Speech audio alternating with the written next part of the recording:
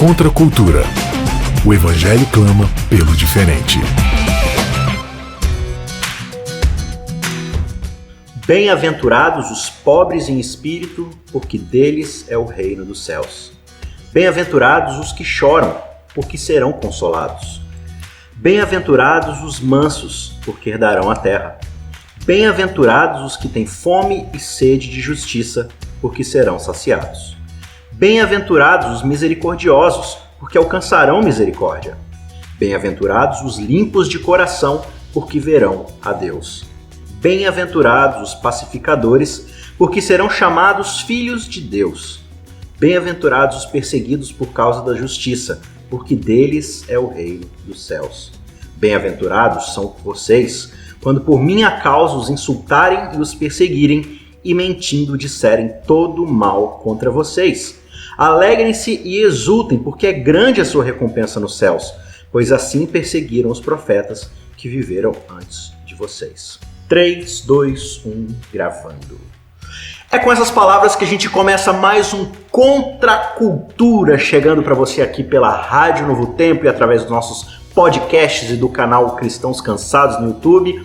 Você sempre pode encontrar a gente ali em novotempo.com/contracultura. Lá você encontra todos os áudios, podcasts, vídeos, tudo que tem lá, todas as séries que já foram gravadas, para você voltar, ouvir novamente, estudar mais uma vez, porque nunca é demais estudar a palavra de Deus. Eu estou aqui com ela novamente, Mayara Costa. Tudo bem, Mayara? E aí, Isaac, tudo bem? Tudo bom, graças a Deus. Animada para mais um episódio? Animada, essa lição tá boa. A lição, o trimestre como um todo tá muito legal, né? Tem um equilíbrio muito importante ele aí. Ele tá numa linha de raciocínio crescente, né? E vindo acompanhando a história bíblica, né? A narrativa. Uma lição que realmente tem começo, meio e fim. Sim. Ela mostra como é que esse tema da justiça, ela tá de Gênesis a Apocalipse, né? A gente tá seguindo a história aqui, a gente vai agora pros evangelhos, né? E o episódio de hoje é um episódio tão especial que a gente resolveu fazer desse tema o tema oficial do título desse programa, desse show, desse podcast. O podcast, como você já sabe, se chama Contra a Cultura. E o episódio de hoje não podia deixar de ser outro, senão o Manifesto da Contracultura. Mayara, isso aí. Você conhece alguém na história deste universo que tenha sido mais contracultural do que Jesus Cristo? Não. E eu não vou nem usar aquele jargão popular que tá pra nascer, porque não está pra nascer. Não haverá ninguém, outro alguém, né, tão contracultural como Jesus. Você percebe que de tudo que Jesus falou, viveu, a sua vida como um todo, né? Seus ensinamentos, suas ações e especialmente ali a sua morte, ensina pra gente um jeito completamente diferente do que o mundo está acostumado a viver. E esse que é o grande lance da contracultura, é pegar o senso comum, pegar aquilo que já está estabelecido como ordem natural, filosófica das coisas e virar isso de cabeça para baixo e seguir num rumo completamente inesperado. E eu acredito que Jesus tenha feito isso de forma muito especial, né? Com certeza.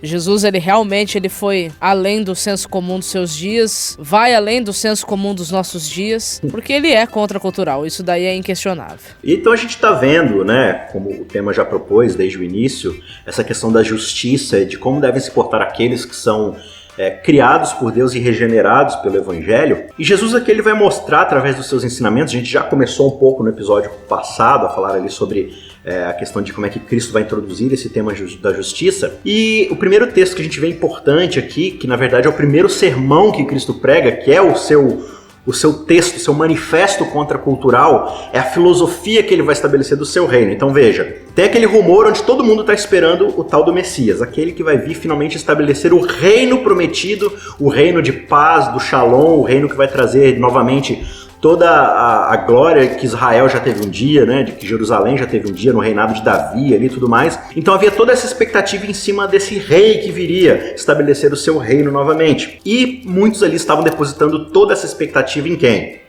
Em Jesus. No Messias. Né? Já havia esses rumores daquele que poderia ser essa pessoa, né? Mas é interessante você ter mencionado esse fato deles estarem, né, esperando a restauração do reino, né? Uhum. Porque o povo esperava a restauração do reino. Só que é interessante que quando você vai para os profetas no Antigo Testamento, e nós já passamos por eles aqui no Contra a Cultura, realmente eles falam de uma restauração do primeiro domínio. Quem fala sobre isso é Miqueias. Miqueias capítulo 3, verso 8, você encontra essa referência à restauração do primeiro domínio. E aí, o problema é que muitos, principalmente depois do período do segundo templo ali, que foi construído, né, ou reconstruído depois do cativeiro babilônico, eles entenderam isso como sendo a restauração do trono de Davi, como sendo o reino de Israel a ser restaurado. Só que, na verdade, o primeiro domínio que deveria ser restaurado pelo Messias, não era o reino de Israel. O primeiro domínio a ser restaurado pelo Messias é aquele domínio que a gente já estudou aqui no Contra a Cultura, que foi o primeiro episódio. Então, quando o Messias vem, ele vem para trazer de volta a justiça. E a justiça,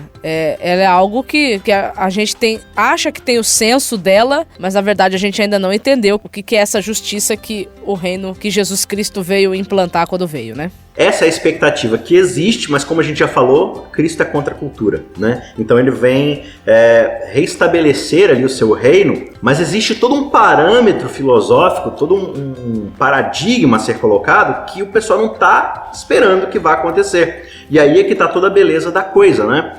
Então veja, essa expectativa, né, desses judeus orgulhosos por causa de sua ascendência, né, sua linhagem que vai lá dos patriarcas, aquela coisa toda da lei, do santuário, de todo esse legado que existe dentro da religião judaica, onde judeus eles acham que por terem nascido judeus, eles já são assim, extremamente abençoados por Deus, queridos por Deus. Agora, se por um acaso você nasceu judeu e você goza de perfeita saúde, você não tem nenhuma doença, nada, então pelo menos 2 vezes aí, pelo dobro você é abençoado por Deus. Mas se você tem a trinca da felicidade de ser judeu, ter saúde e ainda ter muita riqueza, nossa, mas Deus te ama mais demais da conta. Aí Jesus chega, sobe lá na planície ou no monte, seja lá onde ele for, e ele vai começar o seu primeiro sermão para estabelecer os paradigmas do seu reino, e a primeira coisa que sai da boca dele é bem-aventurados os pobres, né? Os pobres, mas não é qualquer pobre. Então, mas sabe o que é interessante?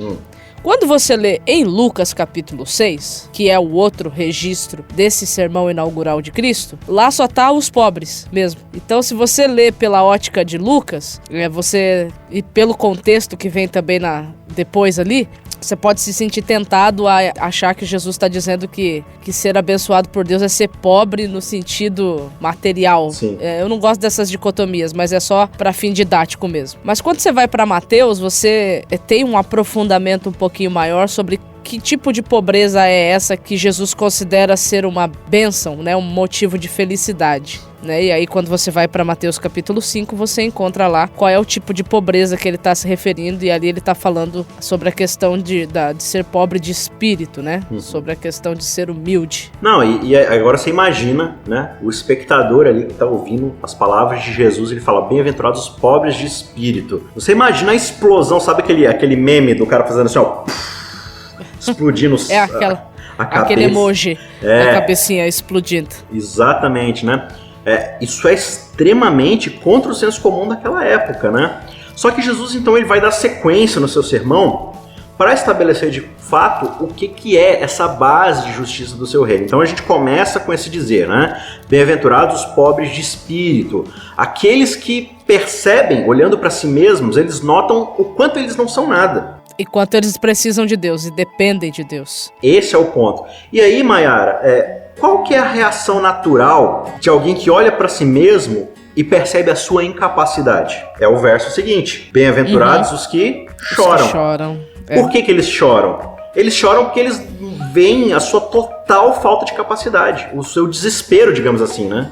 O choro aqui, ele simboliza a sensibilidade. Então, quando você descobre que você não é nada, você se torna sensível, mas não sensível no sentido de ser sensível só com você e com os outros, não. Se você não é nada, o outro ser humano que é igual a você também não é. Então, você passa a se sensibilizar também pela condição do próximo, né? Então, você vê exatamente isso. Ó. Qual que é o lance aqui? Bem-aventurados os que choram. Chora por quê? Porque percebe a sua total falta de condição, o seu desespero, sua inaptidão. Né? E o texto aqui diz, Jesus diz que eles são felizes por quê? Porque eles vão ser consolados.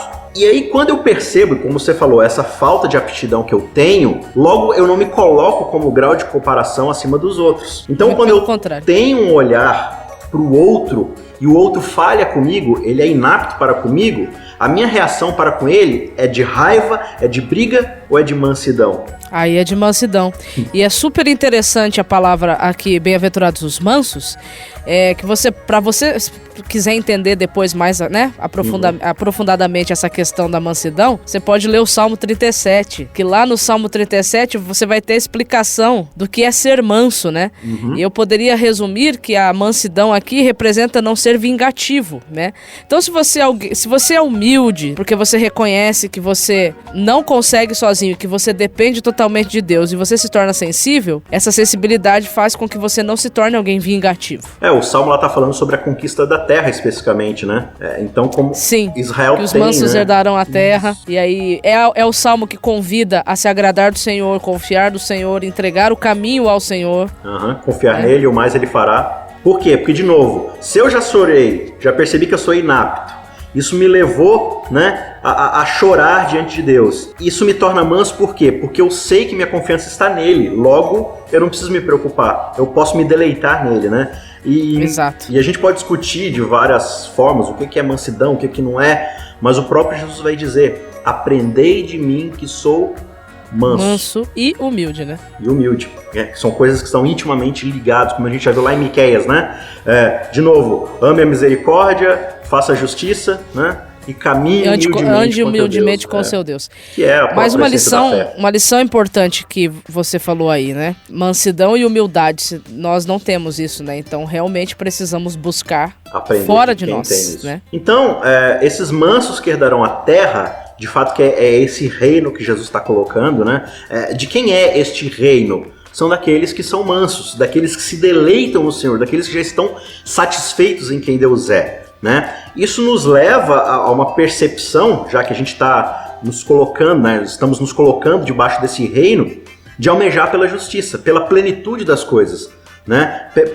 Pelo estado das coisas onde tudo é equânime, é correto, está dentro dos paradigmas divinos. Então, exatamente, nós começamos a olhar para o mundo e ver essa diferença que existe, e essa diferença não gera em nós um sentimento do tipo, eu sou melhor que o outro, mas pelo contrário, um senso de justiça, e não de uma justiça de, olha Deus, como é que é todo mundo pior, né? Julgue todo mundo, não, pelo contrário, é um senso de que Deus restabeleça a ordem natural das coisas, aqueles relacionamentos que foram feitos lá atrás, né? Lá no Éden, mostrando de fato qual que é a vontade de Deus para nós, né?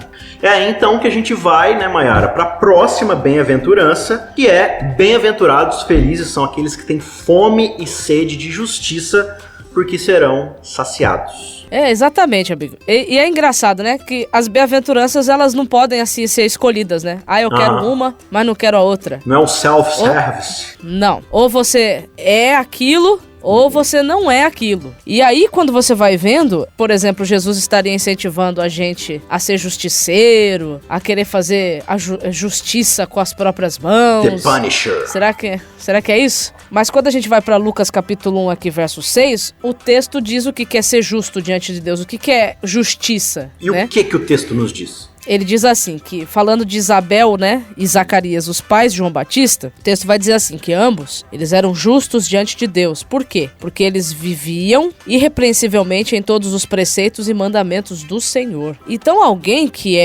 tem fome e sede de justiça, é alguém, fome e sede são as principais necessidades humanas, né? O ser humano não vive sem água e não vive sem comida. Ou vive por pouquíssimo tempo, né? Ele não sobrevive sem água e sem comida. Então, uma coisa que essa bem-aventurança mostra pra nós é que alguém que é bem-aventurado, ele não vive ou não sobrevive sem ter como objetivo de vida viver conforme a vontade de Deus. É aquele texto de João capítulo 4, quando Jesus diz assim, que a minha comida e a minha bebida é fazer a vontade do meu Pai que está no céu. É interessante que quando a gente vai pro capítulo 6 de Mateus, onde Jesus ainda está no Sermão do Monte, mas no capítulo 6 ele vai expandir, ou seja, vai levar ali para uma vivência, de fato, o que ele está ensinando ali, né, no seu sermão. E aí ele vai falar no final do capítulo 6, né, vai trabalhar essa questão de, vocês ficam ansiosos pelo que vocês querem comer, né, ansiosos pelo que vocês vão beber, pelo que vocês vão vestir, pelo boleto que vocês têm que pagar amanhã, pelo vencimento daquela, né? A gente fica ansioso, de fato, por essas coisas, porque nós somos seres humanos e a gente anseia pelo material. Só que Jesus vai falar assim, olha, não fiquem ansiosos por essas coisas, né? Lembra que a gente falou do manso? O que é o manso? É o que se deleita no Senhor porque ele sabe que ele mesmo não é capaz de fazer as coisas, ele já chorou por causa disso, por isso ele encontra... É o cara que não fica buscando fazer justiça com as próprias mãos, porque ele confia em Deus. Ele entrega o seu caso nas mãos de Deus, né? Seja qual caso se for. E aí Jesus vai falar assim, então não fiquem ansiosos por essas coisas. E aí no verso 33 ele vai dizer assim, mas busquem em primeiro lugar o reino de Deus. Aí a gente já pula, só que a gente já pula, né? Busca o reino de Deus e essas coisas vão ser acrescentadas. Aí com o reino de Deus a gente entende assim, não, o reino de Deus é fazer escola sabatina de manhã, fazer meditação, ler um verso da Bíblia, orar, e aí Deus vai me trazer as coisas que eu preciso para ser próspero nessa vida. Só que a gente pula a parte do e a sua justiça, né? Exatamente. Só que até a nossa compreensão do reino de Deus, então, busca em primeiro lugar o reino de Deus. Tá, mas o que é reino de Deus? É o capítulo 5. É aquele conjunto de bem-aventuranças. É o caráter daquele soldado que entra para o exército de Deus para viver no seu reino, para defender o seu reino, né? Então busque em primeiro lugar o reino de Deus e a sua justiça, a sua ética, a sua moral, as coisas que estão imbuídas nesse reino. E quando você passa a viver dentro desses paradigmas, Deus já prometeu que o resto ele vai cuidar, o resto ele vai te saciar. É aquela famosa frase, né? Se eu cuido das coisas de Deus, ele cuida das minhas. É uma frase que eu li, acho interessante, né? Certo. E ela é verdadeira, né? Porque Deus tem cuidado de nós, né? Claro que não num efeito de transação, né? Não. Porque a nossa mentalidade materialista já é assim, né? Não, se eu fizer as coisas de Deus, ele vai fazer as minhas. É porque quando eu abro mão de mim mesmo pra me preocupar com as outras pessoas, eu estou vivendo o reino, né? E aí, assim, a promessa é clara. Quando você anseia pela justiça divina, pelo aquilo que Deus tem a oferecer, no sentido de quem Ele é, do seu caráter, nós seremos saciados dentro dessas coisas. Nossas expectativas vão ser muito mais do que atendidas, vão ser superabundantes, né? E aí a gente vai para a próxima, que é quando eu compreendo a justiça divina. E eu já percebi lá atrás o quanto eu estou abaixo dessa justiça, né? Mas eu clamo por essa justiça mesmo assim, porque eu sei que o caráter dele está acima de tudo. Então eu já percebi que diante da justiça dele eu estou bem aquém. Isso mostra que eu não tenho nada para oferecer, que eu sou fraco, que eu estou em dívida.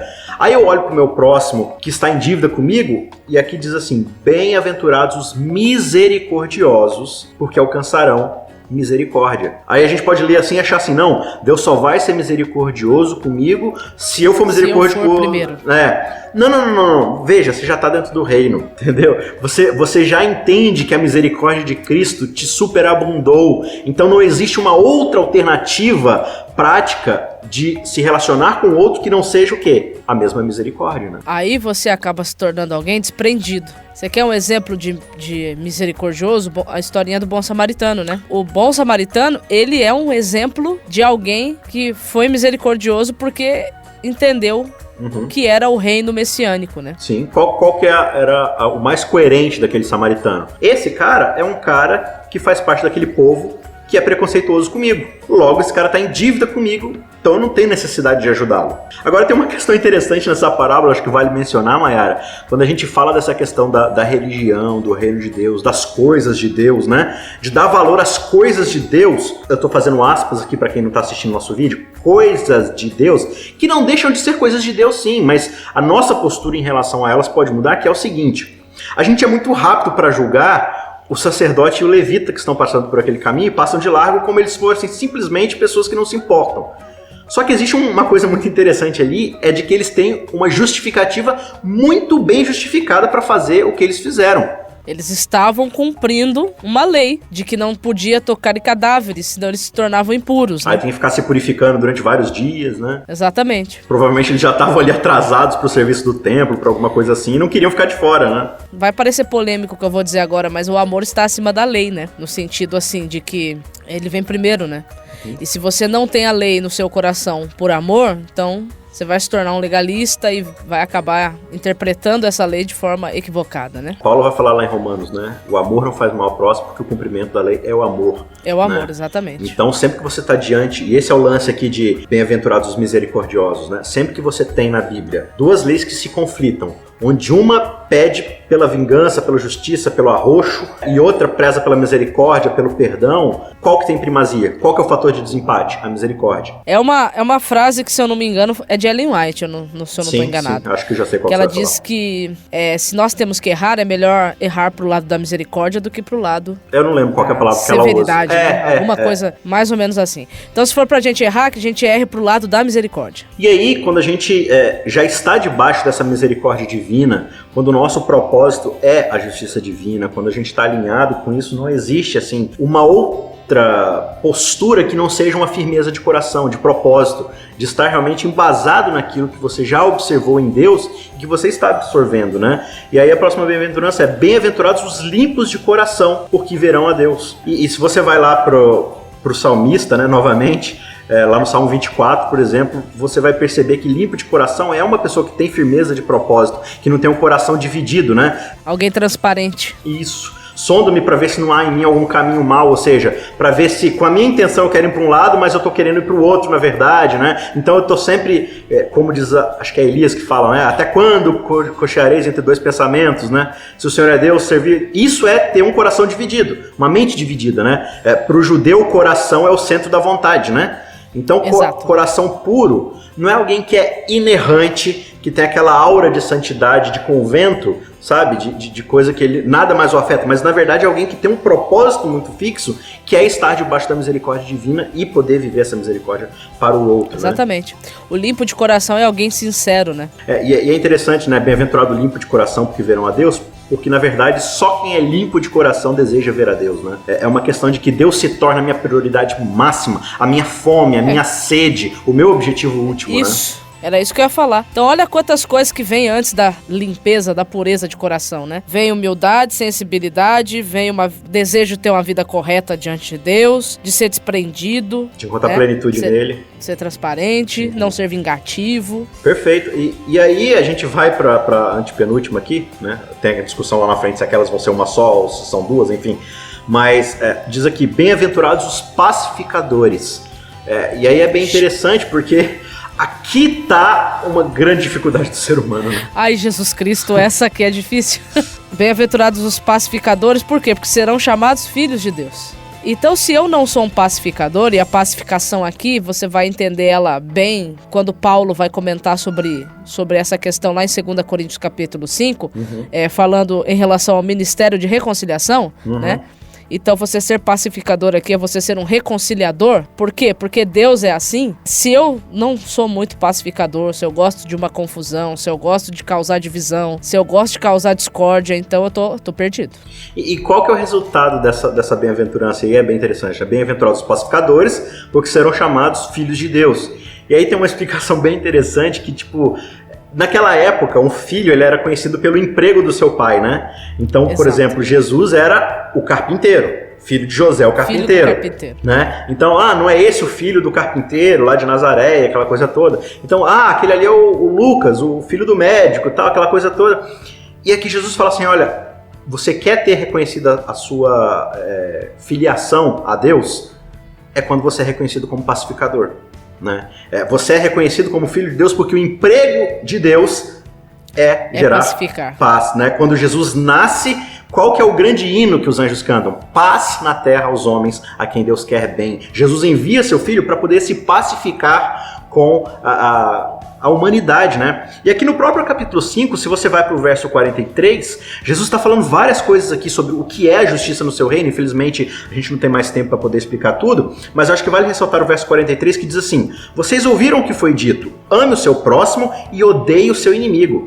Eu, porém, lhes digo, amem os seus inimigos e orem por quem persegue vocês, para demonstrarem que são filhos do Pai de vocês que está nos céus. Então aqui, você percebe que está tudo ligado ao que ele já introduziu lá no começo. Então, vocês vão ser filhos de Deus, reconhecidos como filhos de Deus, se forem pacificadores. Aqui ele fala assim, vocês vão ser filhos de Deus se vocês amarem seus inimigos e orarem por aqueles que os perseguem. Então, juntando essas duas coisas, o que é ser pacificador, Mayara? É você tentar se relacionar com as pessoas de forma semelhante a que Deus se relaciona com você. Então você não responde ao outro na expectativa de que o outro lhe causou. Você responde ao outro como resposta ao que Deus já te ofereceu. Essa misericórdia que ele teve com você, essa justiça que ele teve com você, toda essa questão de ter te abraçado, de ter te dado graça, né? Só que aí tem uma grande questão. Né? João vai dizer que a luz foi rejeitada pelas trevas, né? De que Cristo veio e os homens rejeitaram o caráter divino. Então, quando você é reconhecido como filho de Deus, tem um grande problema aí, porque o mundo jaz no maligno e o mundo odeia a Deus. Jesus vai dizer, se me perseguiram, vão perseguir também vocês. Então, quando a gente se torna filhos do Pai Celestial, quando a gente entra na contracultura, logo a gente está contra o senso comum. A gente está contra a ordem estabelecida das coisas. Logo, o fruto de andar contra essa maré, qual que é? Aí vem perseguição, vem injúria, vem certas dificuldades, certos problemas, certas chacotas. Agora, veja só, o texto diz assim, olha, bem-aventurados os perseguidos por causa da justiça. Porque por deles causa é o dessa reino forma dos céus. de vida. Não é por causa que você é um crente chato que acusa todo mundo. Isso que eu ia falar. Não é por causa que Exatamente. você é um safado. Não é por causa que você se esconde debaixo de um grau de santidade aparente, mas na verdade você é mal com todo mundo e você tá sempre criticando, sempre julgando, sempre atrapalhando a vida dos outros com a desculpa de ser cristão. É por causa que você de fato vive a justiça divina, né? Exatamente. É por causa da justiça que você é feliz. Senão, você é só um chato mesmo que ninguém gosta, né? Aí aceita que dói menos, né? E muda que ainda dá tempo, né? Então, para encerrar, bem-aventurados são vocês quando por minha causa, olha novamente a ênfase, os insultarem e os perseguirem e mentindo disserem todo mal contra vocês. Olha que interessante essa ênfase, né? Mentindo disserem todo mal contra vocês.